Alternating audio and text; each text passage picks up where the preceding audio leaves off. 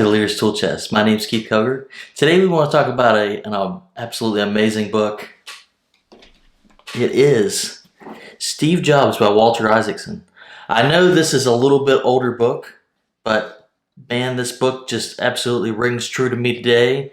Even I first read this book about 10 years ago, and I remember getting it right after Steve had died, and it's been very impactful to my life. So I thought I would go ahead and give this book just a review, just to let everyone know how important it is to continue to reading books. This book is a little bit dense, but it's filled with such valuable material that you can absolutely apply to your life.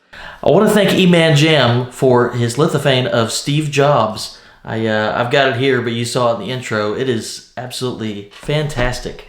It just basically, it's this picture from the book, and I thought, wow, how can I continue to add to things that I love, which are 3D printing, additive manufacturing, and kind of combine it into this book series, and how I'm trying to give more information on different subjects and leadership. And so go to Thingiverse, download that, tip him if you can. The 3D printing community is amazing. Thingiverse. I use the Bambu Labs P1P. It's an amazing 3D printer, but you can apply all these different tools and things to just continue to just grow as a person, and I thank you for that. So let's go ahead and get started. Steve Jobs by Walter Isaacson.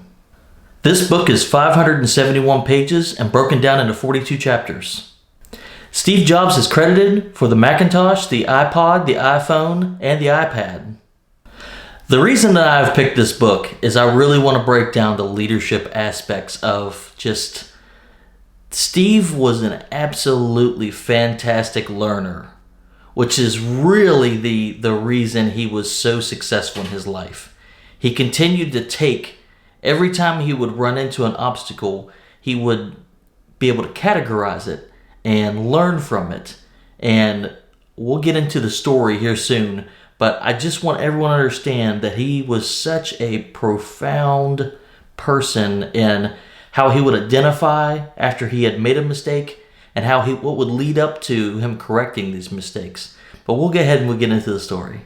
The story starts out with Paul and Clara Jobs working to adopt Steve, who is at the time just a newborn baby. He's adopted by them. His parents are Syrian, and it's really interesting how at a young age they tell him, Steve, you're adopted, and he asked them, why was I adopted? Was I abandoned? And at this young age, this critical point in his life, he decides, I am chosen rather than being abandoned. And that carried through his entire life. It's very, very profound point of who he is. And this just carries on into the story, and we'll get into how important that becomes later on in his life. The story picks up right after Steve gets back from India, and that's where he meets up with Steve Wozniak. Together, the two put together Steve's knowledge of computers. Steve is a salesman. They combine forces, start selling the Apple I, and that's where Apple really takes off. After some challenges, Steve is a very young man. He's in his early 20s. He discovers that he needs a mentor, someone that he can really look up to. Steve chooses John Sculley, former CEO of Pepsi. This is quite an interesting dynamic, because Steve is still kind of looking for a mentor, father kind of figure. And John Sculley he sees the potential in Steve, but at the same time, he's still very much a businessman, and he will do whatever it takes to be successful. This later on comes back to bite Steve, but this is one of those perfect examples of he takes this, he learns from it, and he comes back for more. After a showdown in the board meeting, in May of 1985, Steve Jobs is let go from Apple.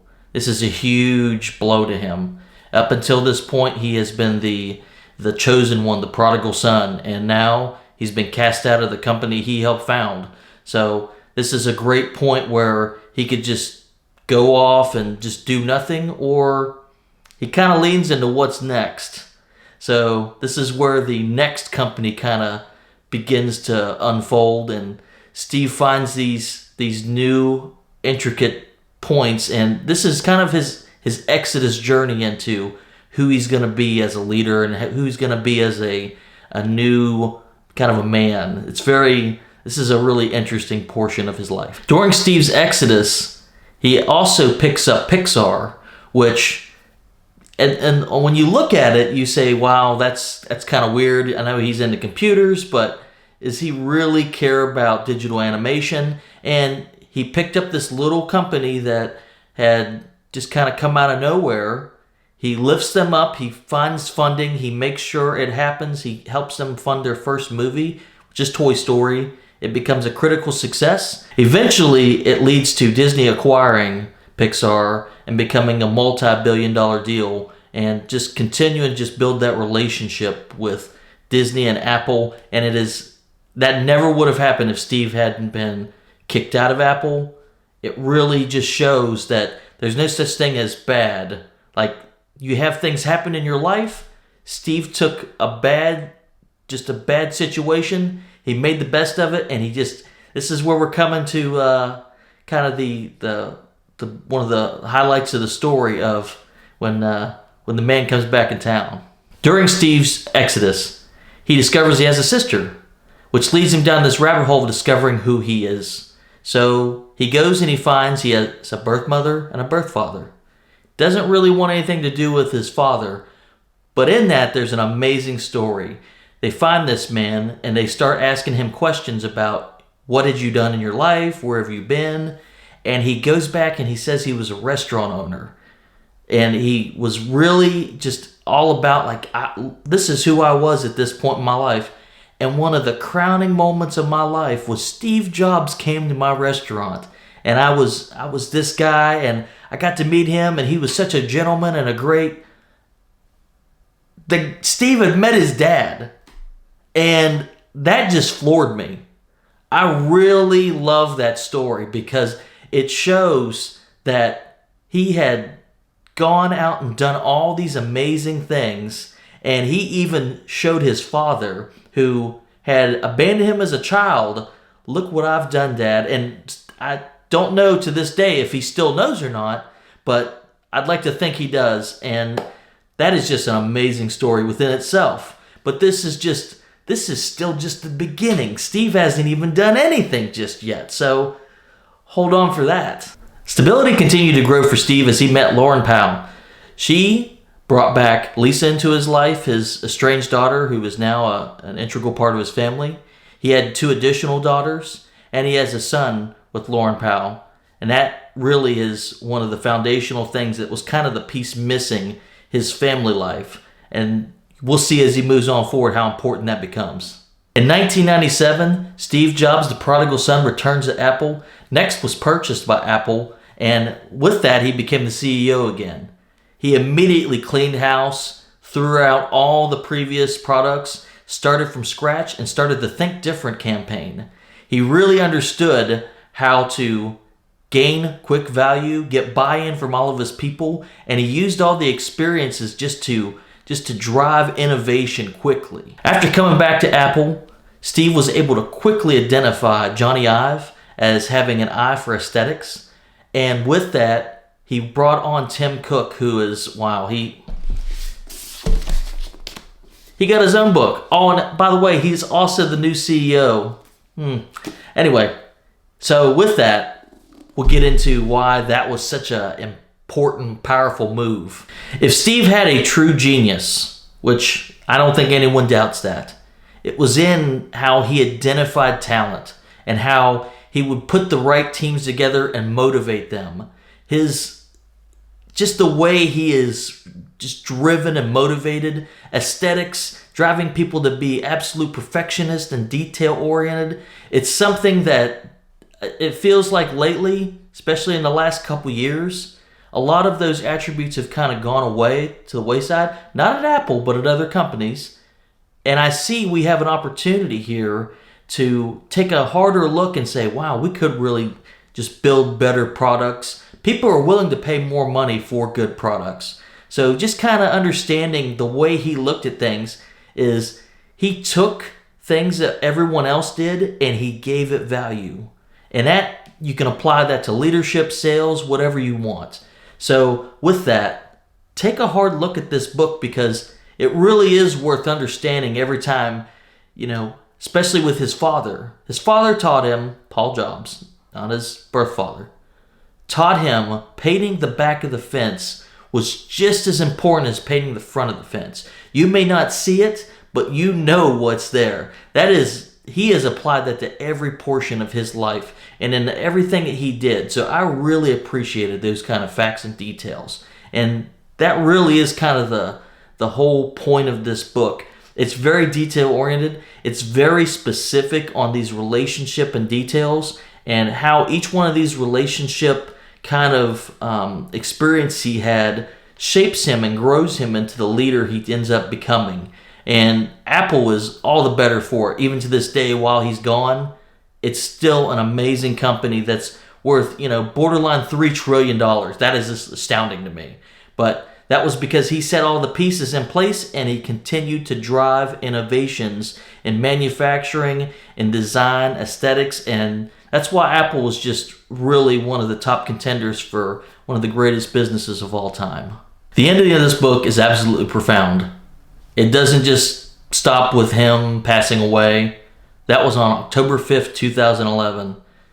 Steve, you made the world a better place. Whether people want to believe it or not, his products, it gives people the opportunity to do things. The phones, the tablets, the internet, none of that has good or evil. It is what people do with them. And he gave us more tools to be empowered. So I really enjoy all of the Apple products that he has brought to us. And I really enjoyed this book. It's really, really a good deep dive into who he is as a person.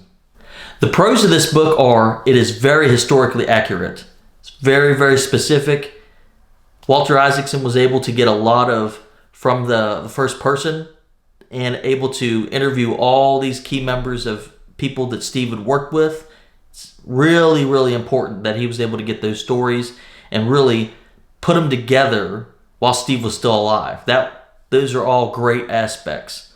They really dive into the details of what really caused him to make these decisions. When he fired the board of directors, it was because he had got fired by a board of directors earlier in his career. So it's really astounding that every time he would run into this situation, you would think he wouldn't, but Steve really did learn lessons from all of this. It's fantastic. He understands and he just continued to grow up until the day he died. Great, great, excellent book. The only con for this book, I have to say, is that there's no more stories to tell. This book is comprehensive from his birth to his death. It's really a shame to me, but you really just have to understand this is a comprehensive story, and it really does break down all of the major milestones in Steve's life.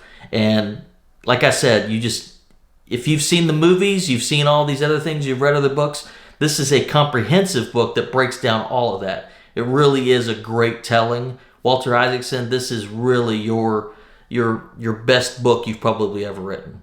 Conclusion. Steve Jobs is one of the best books I've ever read. It'd been over a decade since I read it. I reread it again here recently, and I have to tell you, it is one of the best books ever. Walter Isaacson, you did an amazing job on this book.